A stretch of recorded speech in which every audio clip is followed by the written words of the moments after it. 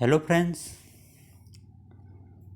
આજે આપણે જે કાલે એક્ઝામ લીધી હતી એ એક્ઝામનો સોલ્યુશન જોવાના છીએ.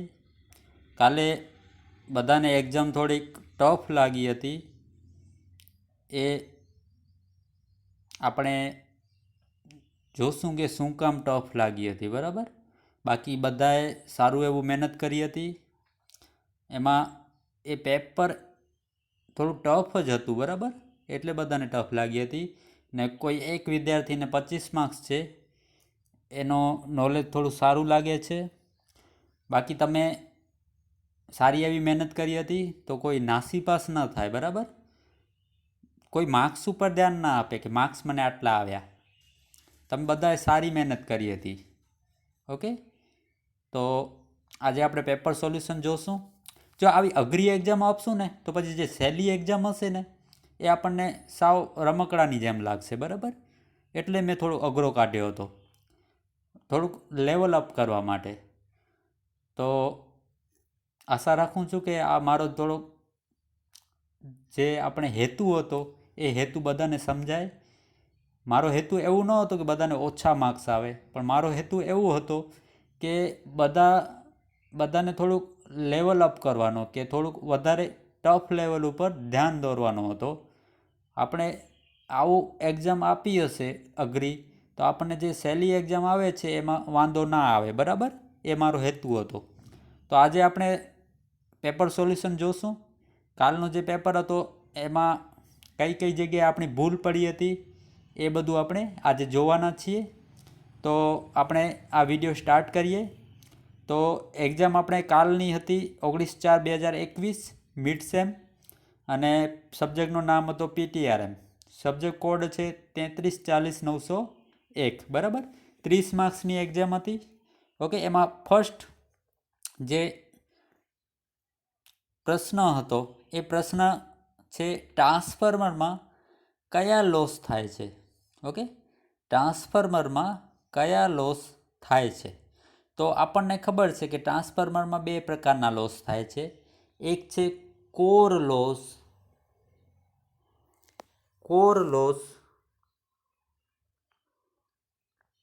અને બીજો છે કોપરને CU વડે દર્શાવાય, કોપર લોસ. ઓકે, બે પ્રકારના લોસ થાય છે. એક છે કોર લોસ અને બીજો છે કોપર લોસ. હવે એમાં આપણને ખબર છે કે કોર લોસ છે અચળ લોસ છે, એટલે કે એ લોડ સાથે બદલાતો નથી. અને જે કોપર લોસ છે એ લોડ જોડે બદલાય છે. હવે વળી પાછો પ્રશ્ન થયો કે લોડ એટલે શું. તો મેં લેક્ચરમાં પણ કીધું હતું કે લોડ એટલે કરંટ. ઓકે, તો અહીંયા બે લોસ થાય છે, કોર લોસ અને કોપર લોસ. ઓકે, કોપર લોસનું સૂત્ર આપણને આવડે છે કે I² ગુણાકારમાં R, જ્યાં I એ કરંટ છે જેને આપણે લોડ કરંટ કહીએ છીએ, અને R એ રજિસ્ટર છે વાઇન્ડિંગનો. બરાબર, હવે અહીંયા બે લોસ થાય છે, કોર લોસ અને કોપર લોસ. બરાબર, હવે અહીંયા આપણે ઓપ્શનમાં જોઈએ તો ઓપ્શનમાં આપણને દેખાશે કે કોર લોસ આપેલો છે, કોપર લોસ આપેલો છે. બરાબર, હવે અહીંયા મેં ઓપ્શન એવી રીતે સેટ નથી કર્યા કે A એટલે કોપર લોસ અને પછી A એટલે કોર લોસ અને D એટલે કોપર લોસ, એવું કોઈ ઓપ્શન દેખાતો નથી. હવે આપણને ખ્યાલ છે કે બે લોસ આવે, કોર લોસ અને કોપર લોસ. બરાબર, હવે ઓપ્શનમાં એવું નથી આપેલું કે A અને D સાચા. તો આપણે શું જોશું કે આપણે બીજો ઓપ્શન જોશું કે આયર્ન લોસ. તો આ આયર્ન લોસ શું છે. તો મિત્રો, જે ટ્રાન્સફોર્મરમાં જે અચળ લોસ છે જેને આપણે કોર લોસ કહીએ છીએ, એનો બીજો નામ છે આયર્ન લોસ. ઓકે, તો આ જે બે લોસ છે આયર્ન લોસ અને કોપર લોસ, એ બંને એક જ વસ્તુ છે. મેં ખાલી નામ અલગ અલગ લખ્યા છે, કોર લોસ અને આયર્ન લોસ. તો એ ટ્રાન્સફોર્મરના લોસ તરીકે આવે જ આ બે વસ્તુ આવે. હવે આ બે વસ્તુ આવે, કોપર લોસ આવે, અને અહીંયા ઓપ્શન છે A અને B. ખાલી A અને B પણ ના આવે, કોપર લોસ પણ આવે. એટલે ઓપ્શન કયો સાચો પડશે? આપેલ બધા. શું કામ? કેમ કે આપણે જોઈએ કે કોર લોસ એ ટ્રાન્સફોર્મરનો લોસ આવે. હા, આવે. આયર્ન લોસ તો આયર્ન લોસ અને કોર લોસ બંને કેવા છે? સરખા ને એક જ છે, ખાલી નામ અલગ અલગ છે, બરાબર. ઓકે, તો એ બે લોસ પણ ટ્રાન્સફોર્મરમાં આવે? હા આવે. એ અને બી, તો એ અને બી કોણ છે? તો કોર લોસ અને આયર્ન લોસ. એ આવે? હા આવે. અને કોપર લોસ તો આવે જ. તો ચારે ચાર વિકલ્પ સાચા, એટલે જવાબ આવશે આપેલ બધા, બરાબર. તો આ અહીંયા કન્ફ્યુઝન થયું હશે બધાને કે આયર્ન લોસ શું છે. તો આયર્ન લોસ કાંઈ નથી, કોર લોસનો બીજો નામ છે, બીજું કાંઈ નથી, બરાબર. આયર્ન લોસ કેવો લોસ છે? અચળ લોસ. કેવો લોસ છે? અચળ લોસ, બરાબર. તો આ પ્રશ્ન બધાને સમજાઈ ગયો હશે. જો હજી પણ ન સમજાય તો મને મેસેજ કરજો પર્સનલી, બરાબર. તો હું તમને વધારે સારી રીતે સમજાવીશ, બરાબર. આપણે કોર લોસ અથવા તો આયર્ન લોસ એના બે ટાઈપ છે. એક છે હિસ્ટ્રેસિસ લોસ અને બીજો છે એડી કરંટ લોસ, બરાબર. આ બે એના લોસીસ છે, હિસ્ટ્રેસિસ લોસ અને એડી કરંટ લોસ, બરાબર. એ બે લોસ ક્યાં આવશે? કોર લોસમાં. અને કોર લોસનો બીજો નામ છે આયર્ન લોસ, બરાબર. અને કોપર લોસનો આપણે સૂત્ર ખબર છે, I²R, રાઈટ. ઓકે, તો પહેલો ક્વેશ્ચન બધાને સમજાઈ ગયો હશે. ઘણા બધાએ આમાં કન્ફ્યુઝન થયા હશે આયર્ન લોસ બાબતે. તો એ કન્ફ્યુઝન હવે દૂર થઈ ગયું હશે, બરાબર. તો આપણે નેક્સ્ટ ઉપર ચાલીએ. તો બીજો ક્વેશ્ચન છે કે જો લોડ ચોથા ભાગનો કરવામાં આવે તો કોપર લોસમાં શું ફેરફાર થશે? હવે કોપર લોસ કીધું હોય અને લોડ ચોથા ભાગનું. હવે મેં તમને લેક્ચરમાં પણ કીધું હતું કે લોડ શબ્દ આવે એટલે કરંટ. આપણે ઇલેક્ટ્રિકલ ભાષામાં લોડ એટલે કરંટ. ખ્યાલ આવે છે? લોડ એટલે કરંટ. જો લોડ ચોથા ભાગનું કરવામાં આવે તો કોપર લોસમાં શું ફેરફાર થશે? હવે કોપર લોસનું સૂત્ર શું છે? I²R, right. હવે લોડ ચોથા ભાગનું એટલે કરંટ ચોથા ભાગનું. કરંટ ચોથા ભાગનું એટલે I/4. એટલે આઈની જગ્યાએ શું મૂકી દઉં? I/4 એનો આખાનો વર્ગ, I²R. હવે આ હું સ્ક્વેર છોડું તો આઈનો વર્ગ ભાગાકારમાં 4નો વર્ગ એટલે 16. 4 ગુણા 4 એટલે 16, I²R. તો કોપર લોસ કેટલા ભાગનો થઈ જશે? 16મા ભાગનો, બરાબર. એટલે આને આપણે આવી રીતે લખી શકીએ, 1/16 ગુણાકારમાં I²R. એટલે જવાબ આવશે I²R એ 16મા ભાગનું થશે, બરાબર. તમને એક્ઝામમાં એવું પૂછે કે ચોથા ભાગનો, તો શું કરવાનો? 4નો વર્ગ કરવાનો ને એને 1ની ભાગાકારમાં લખી નાખવાનો. જેમ કે ચોથા ભાગનો એટલે 4નો વર્ગ 16, એટલે 1/16. 8 ભાગનું કીધું હોય તો 8મા ભાગનું, તો 8નો વર્ગ શું આવે? 64, તો 1/64. બીજા ભાગનું કીધું હોય તો, અથવા તો અડધું કીધું હોય તો, લોડ અડધું કરવામાં આવે તો 1/4. શું કામ? 2નો વર્ગ, બરાબર. ભાગનો કીધું હોય તો હંમેશા 1/4માં કોઈ પણ વેલ્યુ આવશે. પછી બીજી બાજુ જોઈએ તો ઘણા કીધો હોય કે લોડ 2 ગણા કરવામાં આવે, 4 ગણા કરવામાં આવે, 5 ગણા કરવામાં આવે, 7 ગણા કરવામાં આવે. એટલે કે લોડ ઘણા એટલે કે વધારે કરવામાં આવે તો શું કરવાનું? અહીંયા લોડ ઘટાડ્યો છે, ભાગનું એટલે લોડ ઘટાડ્યો છે. આપણે લોડ વધારીએ તો શું કરીએ? શું થાય? એટલે કે 2 ગણું કરે, 4 ગણું કરે તો શું કરવાનું? તો 2 ગણું એટલે શું થાય? 2 ગણું એટલે 4, તો જવાબ આવે 4 ગણું. એટલે જવાબ આવે, અહીંયા ઓપ્શનમાં આપેલું નથી પણ અહીંયા ઓપ્શનમાં શું આપેલું છે? 16 આપેલું હોય. એટલે 4 ગણું કરવામાં આવે તો કેટલું થાય? 16. અહીંયા 16 ઓપ્શન, બરાબર. તમને ઘણા પૂછ્યા હોય તો આવી રીતે આન્સર આવશે, બરાબર. અને ભાગનું કીધું હોય તો અપૂર્ણાંકમાં આન્સર આવશે, રાઈટ. ઓકે, તો આ પણ સમજાઈ ગયું હશે કે 1/16 કેમ આવ્યો આન્સર, બરાબર. ભાગનું કીધું છે કેટલા ભાગનું? ચોથા ભાગનું, એટલે 4નો વર્ગ કરી નાખવાનો, 16.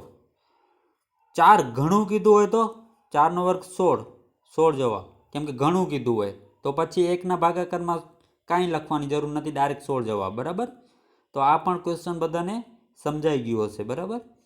ઓકે, ને પછી આ જ ક્વેશ્ચનમાં હું એવું પ્રશ્ન પૂછું કે જો લોડ ચોથા ભાગનું કરવામાં આવે તો અહીંયા કોપર લોસની જગ્યાએ આયર્ન લોસ અથવા તો કોર લોસ શું થશે, શું ફેરફાર થશે? તો આપણને ખબર છે કે આયર્ન લોસ અથવા તો કોર લોસ એ અચળ હોય છે. અચળ એટલે કે એ લોડ ઉપર આધાર રાખતો નથી. તો અહીંયા કોઈ પણ પ્રકારનો ફેરફાર થશે નહીં આયર્ન લોસમાં. બરાબર, આયર્ન લોસ અચળ રહેશે. એ જેટલી વેલ્યુ હશે શરૂઆતમાં એટલી જ વેલ્યુ રહેશે. 1 એમ્પિયર ઉપર જો આયર્ન લોસ 50 હશે તો 100 એમ્પિયર ઉપર પણ આયર્ન લોસ કેટલો હશે? 50 જ હશે. રાઈટ. તો આયર્ન લોસમાં ફેરફાર થતો નથી, કોપર લોસમાં ફેરફાર થાય છે. બરાબર. હવે આપણે ત્રીજો ક્વેશ્ચન છે. ત્રીજા ક્વેશ્ચનમાં એવું છે કે ટ્રાન્સફોર્મરનો કયો લોસ અચળ રહે છે? હમણાં જ વાત કરી કે કોર લોસ અથવા તો આયર્ન લોસ અચળ રહે છે. કોપર લોસ અચળ રહેતો નથી, એ લોડ ઉપર આધાર રાખે છે. કોર લોસ આવે એ અને બી, એટલે કોપર લોસ અને કોર લોસ આવે ના આવે, ખાલી કોર લોસ આવે. એક પણ નહીં પણ ના આવે. કોર લોસ અથવા તો આયર્ન લોસ એ ટ્રાન્સફોર્મરનો અચળ લોસ છે. બરાબર. પછી ચોથો છે કે બુક્કોઝ, અહીંયા થોડીક મિસ્ટેક છે, બિકોઝ નથી, બુક્કોઝ રિલે. બરાબર, બુક્કોઝ રિલે એ શું છે? હવે પ્રશ્નમાં જ આપેલું છે રિલે, તો પછી આન્સર આવે રિલે. સર્કિટ બ્રેકર નથી. બુક્કોઝ રિલે કોઈ સર્કિટ બ્રેકર નથી. એ શું છે? રિલે છે. એટલે આન્સર આવશે રિલે. એ અને બી પણ ના આવે અને એક પણ નહીં એવું પણ ના આવે. બુક્કોઝ રિલે એ રિલે છે. બરાબર. જે શું કરશે કે ટ્રાન્સફોર્મરમાં ઓઇલ ગરમ થશે. ઓઇલ ગરમ થશે એટલે એમાં અમુક વાયુ ઉત્પન્ન થશે. એ વાયુ ટ્રાન્સફોર્મરને નુકસાન ન પહોંચાડે એટલા માટે બુક્કોઝ રિલે રાખવામાં આવે છે. અને એ બુક્કોઝ રિલે શું કરશે? ટ્રાન્સફોર્મરનું પ્રોટેક્શન કરશે. રાઈટ. ઓકે. હવે પાંચમો ક્વેશ્ચન છે કે ટ્રાન્સફોર્મરની રેટિંગને શેના વડે દર્શાવાય? બરાબર. તો બધાને ખ્યાલ છે કે કેવીએ તો આવે જ, પણ મિત્રો એ જે કે છે એ ટ્રાન્સફોર્મરની કેપેસિટી ઉપર આધાર રાખે. અમુક એમવીએમાં પણ ટ્રાન્સફોર્મર આવે, કેવીએમાં પણ આવે, અને મેં અહીંયા વીએ લખ્યો છે આન્સર. તો મિત્રો અહીંયા તમારો જે આન્સર આવશે એ આવશે ડી અને ઈ, એટલે કે વીએ અને કેવીએ. ટ્રાન્સફોર્મરની રેટિંગ હંમેશા વીએમાં હોય. બરાબર, વીએમાં હોય. પછી વીએની આગળ તમે કેવીએ લગાવો, એમવીએ લગાવો કે જીવીએ લગાડો. બરાબર, આ બદલે પડ્યા, પણ આ વીએ તો આવશે આવશે અને આવશે જ. બરાબર. તો અહીંયા તમારું થોડુંક ધ્યાન દોર્યું હશે કે વીએ પણ આવે અને કેવીએ પણ આવે. જો વોટ અને કિલોવોટ ને મેગાવોટ ને એ ના આવે, ડબલ્યુ ના આવે. ટ્રાન્સફોર્મરની રેટિંગમાં વીએ આવે. વી એટલે વોટ એમ્પિયર. શું આવે? વી ફોર વોલ્ટ અને એ ફોર એમ્પિયર. બરાબર. પછી વોલ્ટ તમારા 1000માં હોય તો તમે શું લખો છો? કેવી. બરાબર, વી નથી લખતા, 230 વોલ્ટેજ એવું લખો છો. પછી શું લખો છો? 11 કેવી. કેવી કેમ લખ્યા? કેમ કે 11000 વોલ્ટેજ છે. 11000 વોલ્ટેજ. હવે 11000 ન લખો હોય તો આ 1000ને કે વડે દર્શાવી શકાય. બરાબર. તો અહીંયા તમારે જે પણ આપ્યું હોય,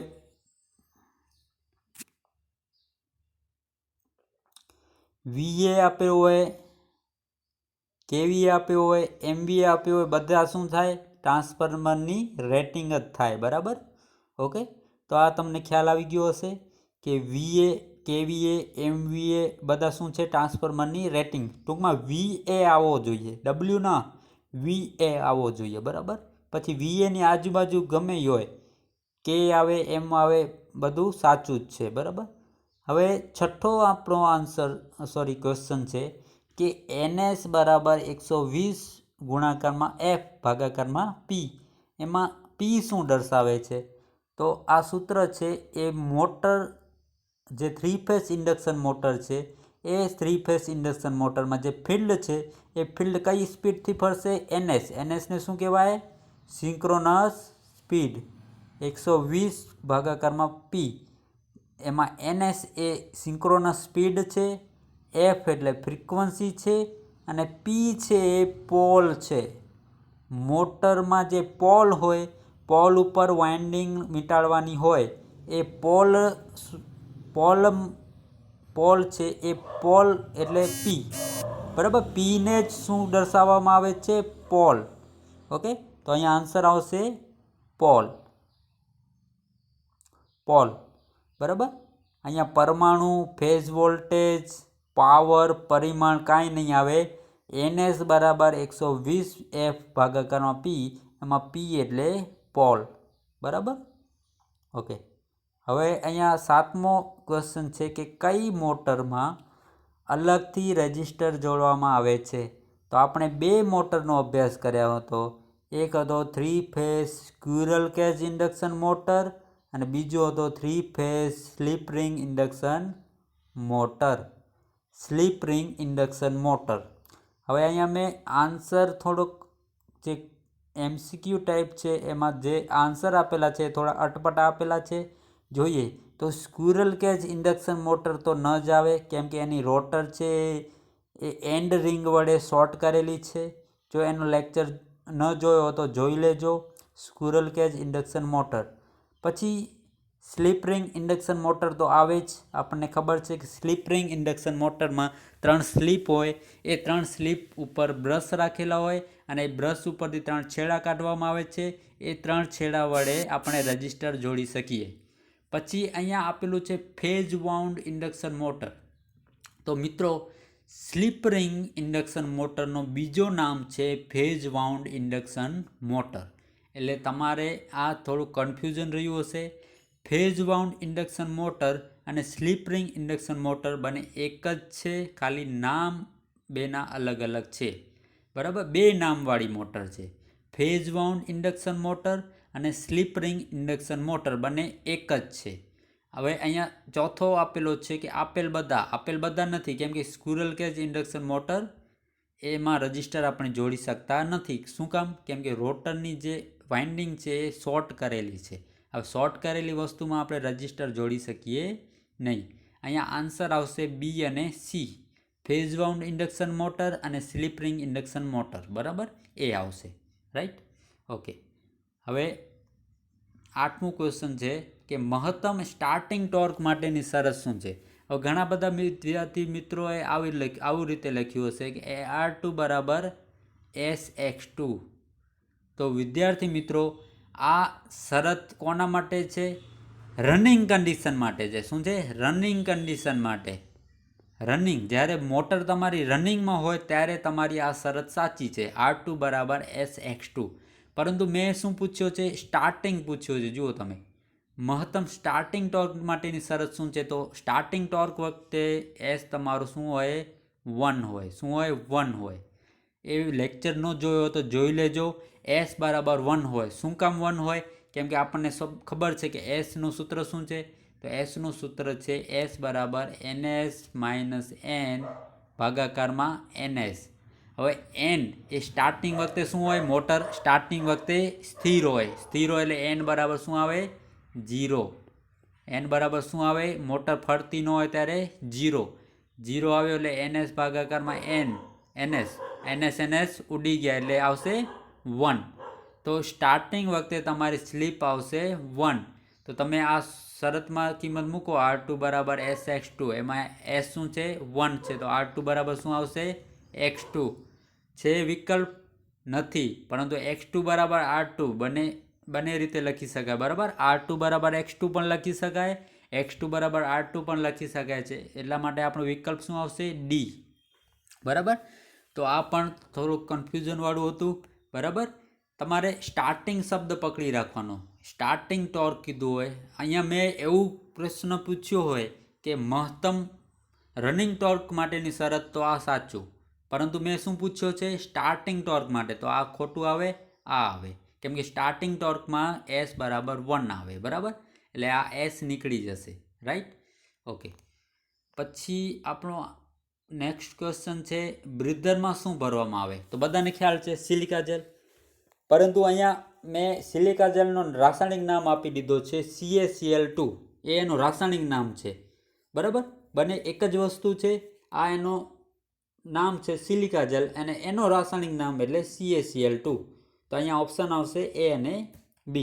તો આ ઘણા બધાનું ખોટું પડ્યું છે, પરંતુ ગભરાવાની જરૂર નથી. બરાબર, આ તમારા નોલેજને થોડુંક વધારશે કે CaCl2 એટલે પણ સિલિકા જેલ. બરાબર, ઓકે. તો અહીંયા સોડિયમ ક્લોરાઇડ પણ નહીં આવે. બરાબર, આ નહીં આવે, આને મીઠો કહેવાય. NaCl એટલે મીઠો. આપેલ બધા પણ ના આવે, કેમ કે NaCl ના આવે. રાઈટ, તો અહીંયા ઓપ્શન A અને B આવશે, એ સાચું પડશે. બરાબર, A અને B. બરાબર, પછી 10મો ક્વેશ્ચન છે કે 3 ફેઝમાં ઉત્પન્ન થતું RMF કેટલું છે. હવે RMF વિશે આપણે અભ્યાસ કર્યો હતો, એમાં બુકમાં આપેલું છે કે RMF એટલે 3/2 φm. φm એટલે મેક્સિમમ ફ્લક્સ, તો મેક્સિમમ ફ્લક્સ બધામાં આવે છે. ઓકે, અને 3/2 એટલે 1/1.5. બરાબર, દોઢો. તો એક્ઝામમાં આવો પણ વિકલ્પ આપી શકે, 3/2 φm અને 1.5 મેક્સિમમ પ્લસ, બંને એક જ વસ્તુ છે. બરાબર, તો આ બુકમાં આપેલું છે. બરાબર, બધા વાંચી લેજો. પછી 11મું છે કે શોર્ટ આન્સર ટેક્સ. તો આ મેં લેક્ચરમાં ગણાવ્યો હતો તમને કે આવી રીતે આપેલું હોય તો મેં એક સૂત્ર આપ્યો હતો, V1 ભાગાકારમાં V2 N1 ભાગાકારમાં N2. આ સૂત્રમાં તમે આપેલી કિંમત મૂકો તો તમારો આન્સર આવી જશે. હવે V1 ની જગ્યાએ શું મૂકો? 100. V2 ની જગ્યાએ શું મૂકો? 50. N1 ની જગ્યાએ 10 અને N2 ની જગ્યાએ N2, કેમ કે એ શોધવાના છે. હવે તમે છેદ ઉડાડો તો 50 માંથી 1 0 ઉડ્યો, 100 માંથી 1 0 ઉડ્યો, 5 નું 10 અને આ 2 પંચા 10, એટલે N2 બરાબર કેટલા આવશે? 5. રાઈટ મિત્રો, અહીંયા જે V1 છે એ વોલ્ટેજ દર્શાવે છે, V2 છે એ પણ વોલ્ટેજ દર્શાવે છે, N1 એ ટ્રાન્સફોર્મરના આંટા દર્શાવે છે અને N2 એ ટ્રાન્સફોર્મરના આંટા દર્શાવે છે. ટ્રાન્સફોર્મરમાં ટોટલ 2 વાઇન્ડિંગ હોય. બરાબર, અહીંયા સિંગલ ફેઝ ટ્રાન્સફોર્મરની વાત થાય છે.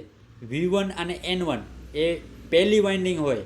પહેલી વાઇન્ડિંગ ઉપરનો વોલ્ટેજ V1 બરાબર 100 વોલ્ટેજ, અને પહેલી વાઇન્ડિંગમાં આંટા કેટલા છે તો 10, અને બીજી વાઇન્ડિંગ છે એમાં જે વોલ્ટેજ છે 50 વોલ્ટેજ, અને બીજી વાઇન્ડિંગના જે આંટા છે એ કેટલા. વિદ્યાર્થી મિત્રો, અહીંયા ડાયરેક્ટ આન્સર તમે જોઈને પણ આપી શકો કે V1 એટલે 100 વોલ્ટેજનું અહીંયા 50 વોલ્ટેજમાં રૂપાંતર થાય છે. એટલે વોલ્ટેજ કેટલા થાય છે? અડધા. વોલ્ટેજ અડધા થાય છે એટલે આંટા પણ કેટલા થતા હશે? અડધા, એટલે 10 માંથી 5 થતા હશે. બરાબર, તો આ ડાયરેક્ટ જોઈને પણ આન્સર આપી શકીએ કે તમારો ટ્રાન્સફોર્મર એ સ્ટેપ ડાઉન ટ્રાન્સફોર્મર છે, 100 વોલ્ટેજનો 50 વોલ્ટેજમાં રૂપાંતર કરે છે.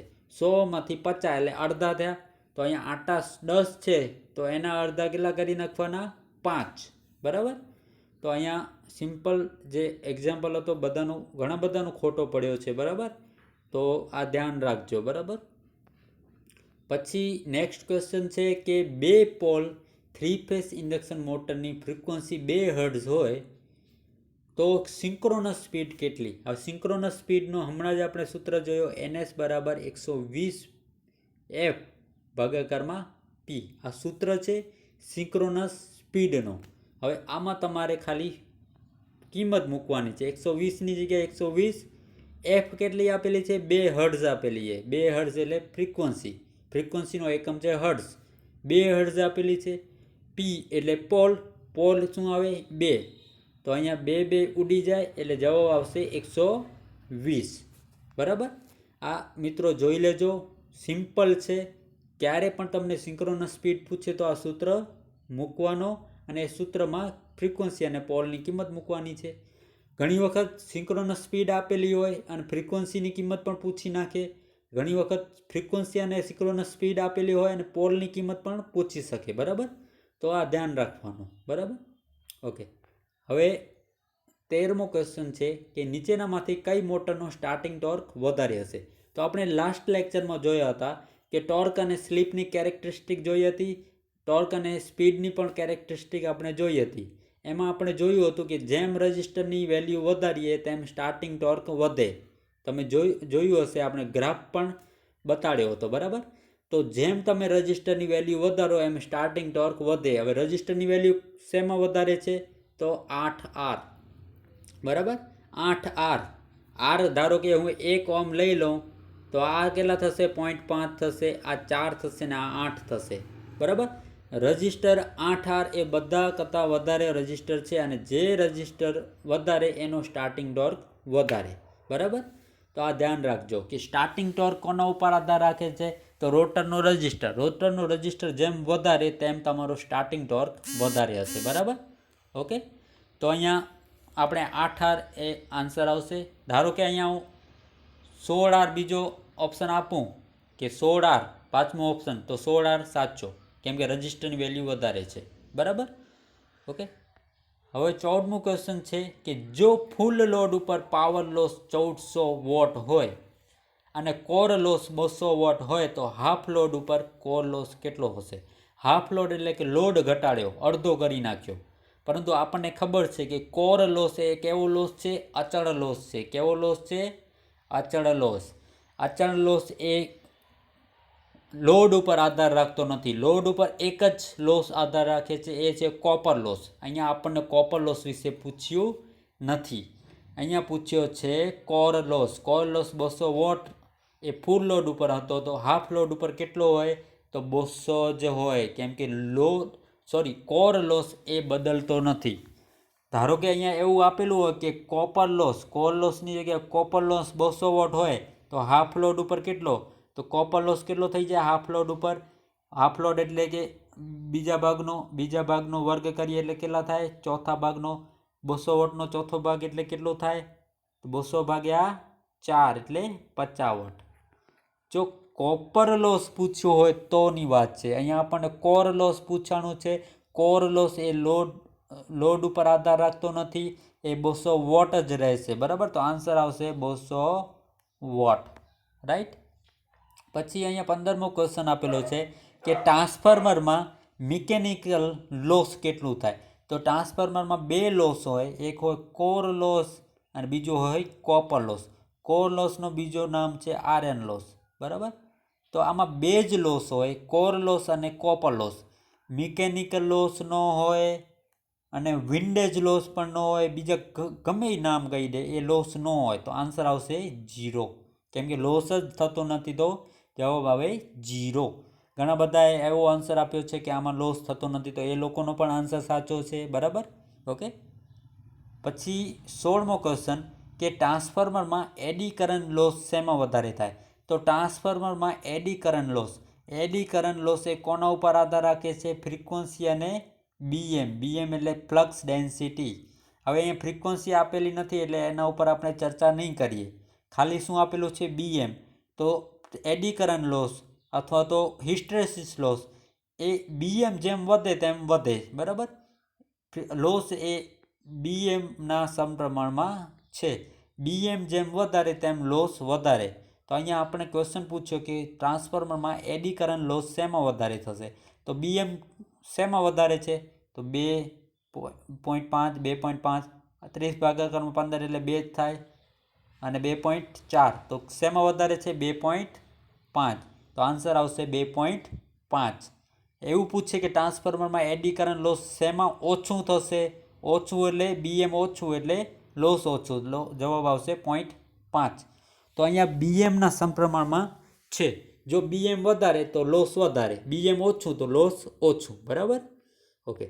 હવે અહીંયા 17મો ક્વેશ્ચન છે કે સ્લીપ રિંગ ઇન્ડક્શન મોટરમાં રોટર એ શેમાં જોડેલો હોય? તો સ્લીપ રિંગ અથવા તો ફેઝ વાઉન્ડ મોટરમાં રોટર એ સ્ટારમાં જોડેલું હોય, ડેલ્ટામાં ન હોય. તો એ બી પણ નહીં આવે, આપેલ બધા પણ નહીં આવે. સ્ટારમાં જ હોય હંમેશા, બરાબર. રોટર એ સ્ટારમાં જ જોડેલો હોય, બરાબર. પછી 18મું ક્વેશ્ચન લગભગ બધાનું ખોટું પડ્યું છે. જો n બરાબર 0 હોય તો s બરાબર શું? હવે જો અહીંયા n 0 છે એટલે મોટર તમારી સ્થિર છે. સ્થિર એટલે સ્ટાર્ટિંગ કન્ડિશન. સ્ટાર્ટિંગ કન્ડિશનમાં s તમારો 1 હોય. કેટલી વખત કીધું હોય તમને કે સ્ટાર્ટિંગ કન્ડિશનમાં n 0 હોય તો એસ બરાબર 1. જો આવી રીતે ખ્યાલ ના આવતો હોય તો સૂત્રની રીતે પણ આપણે શોધી શકીએ. એસ બરાબર NS માઇનસ એન ભાગાકારમાં NS. એન બરાબર 0 આપેલું જ છે તો આપણે શું કરશું? NS માઇનસ એન બરાબર 0, NSનો NS. તો જવાબ આવશે NS ભાગાકારમાં NS, એટલે જવાબ આવશે 1. તો અહીંયા જવાબ આવશે 1. બરાબર, 1. હવે 19મો ક્વેશ્ચન છે કે જો S બરાબર 0 હોય, F બરાબર 50 હોય, P બરાબર 25 હોય તો N બરાબર શું થાય? બરાબર, N બરાબર શું થાય? હવે અહીંયા S બરાબર 0 તો આપણે S નું સૂત્ર મૂકીએ, NS માઇનસ એન ભાગાકારમાં NS. S બરાબર 0 છે એટલે 0 બરાબર NS માઇનસ એન ભાગાકારમાં NS, આવું થાય. હવે આ NS છે એનો ચોકડી ગુણાકાર કરીએ 0 વડે તો 0 ગુણાકારમાં NS બરાબર NS માઇનસ એન. બરાબર, 0 ગુણાકારમાં ગમે હોય શું થાય? 0, તો NS માઇનસ એન આવી રીતે આવે અને જવાબ આવશે NS બરાબર N. ઓકે, તો વિદ્યાર્થી મિત્રો આના ઉપરથી શું ખ્યાલ આવે છે કે જો S બરાબર 0 હોય તો N બરાબર શું આવશે? NS. શું આવશે? N બરાબર NS. એટલે કે જે સિંક્રોનસ સ્પીડ છે એ સ્પીડ કોના બરાબર થશે? અથવા તો રોટરની જે સ્પીડ છે એ સિંક્રોનસ સ્પીડ બરાબર થશે. એટલે કે તમારો જે રોટર ફરે છે એ રોટરની સ્પીડ કેટલી હશે? તો જે ફિલ્ડ છે એના બરાબર હશે. અને N બરાબર NS છે તો આપણે શું લખી શકીએ? N બરાબર NS બરાબર 120 ભાગાકારમાં P ગુણાકારમાં F, આવું લખી શકીએ. હવે સૂત્રમાં કિંમત મૂકીએ તો 120 ગુણાકારમાં F એટલે 50 આપેલો છે, P એટલે 25 આપેલું છે. 25 દુ 50, 120 ગુણાકારમાં 2 એટલે 240. બરાબર, તો વિદ્યાર્થી મિત્રો આ સોલ્યુશન હતું. જો મિત્રો અહીંયા જે સ્લીપના દાખલા છે એમાં બે વસ્તુ યાદ રાખવાની છે કે તમને જો N બરાબર 0 આપેલું હોય તો S બરાબર 1 આવે, અને જો N બરાબર NS આપેલો હોય, NS એટલે સિંક્રોનસ સ્પીડ બરાબર, તો S બરાબર 0 આવે. બરાબર, તો આશા રાખું છું કે આ વિડીયો સારો લાગ્યો હશે. અને જો કાંઈ પણ ડાઉટ હોય તો તમે મને પર્સનલી મેસેજ કરી શકો છો. અને નાસીપાસ થવાનો નથી. બરાબર, તમે સારી એવી મહેનત કરી હતી, હું તમારાથી રાજી જ છું. બરાબર, તો આશા રાખું છું કે તમે વધારે સારી રીતે મહેનત કરજો. બરાબર, થેન્ક યુ.